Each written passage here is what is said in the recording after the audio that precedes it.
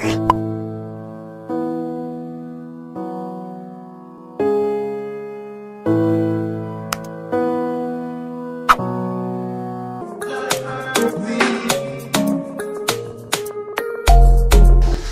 alaikum. Da farko dai sunana Muhammad Shehu wanda aka fi sani da ɗan amana. An haife ni a unguwar Hausari, na yi primary school ɗina da secondary school daga Hausari. To ni dai mawaƙi ne a yanzu, sannan kuma ita ce sana'ata. Abinda kuma ya ja ni na fara harkan waƙa shine kamar tunatar da mutane da kuma faɗakarwa. Har kuma na ganni a cikin waƙoƙin kamar na soyayya kenan.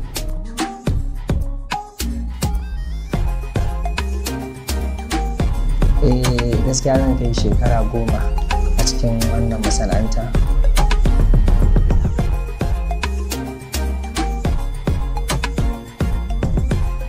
To ƙalubale da na fuskanta shine dai kawai a ɓangaren iyaye gaskiya. Yanayin suka haka da kuma abokai da suke ɗaukan abin da wani fuska daban, shine kawai ƙalubalen da na fuskanta. To alhamdulillah na samu nasarori masu dama a wannan harka. Dalilin wannan harka na samu abubuwan da gaskiya a yanzu na buɗe wani masana'anta na wannan daban wanda har da yara na a ƙasa, kuma duk wannan masana'anta ne ya bani.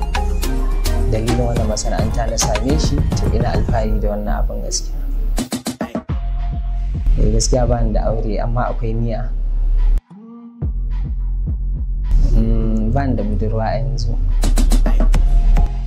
Gaskiya ba ni da budurwa amma ina so Allah ya kawo.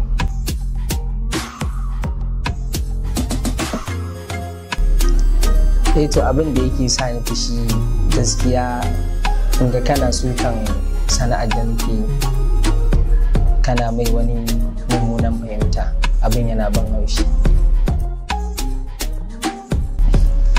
To kamar lokacin da na fara waka ana cewa ai wannan shirme ne, abin dariya ma, wai ni mawaki. To in na tuna wannan abin, ganin yanzu na samu nasarori a ciki, in na kalli wa'annan mutanen ko na tuno su masu gaya min, abin yana ban dariya gaskiya. Gaskiya na fi son biski mai yakuwa. Gaskiya ina son shi sosai. Na taɓa karɓan award a Kano, na kuma karɓi award a Kaduna, na karɓa award a Abuja.